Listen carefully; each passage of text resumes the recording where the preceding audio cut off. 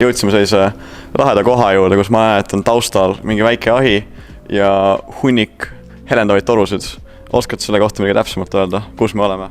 Sa oled üldse Energiatehnoloogia Instituuti jõudnud, aga see on katsehall ja see on energiatehnoloogia labor. Tundub, et see on nagu midagi müstilist, aga see on ka labor. Meil laborid on natukene väiksemad ja valgemad, et nii rustilist laborit ei ole näinud. Esiteks, kas sa panid tähele, et sa ei saa siia laborisse niisama tulla? Kas oskad mulle näiteks ka vastata, miks sul kiiver peas on?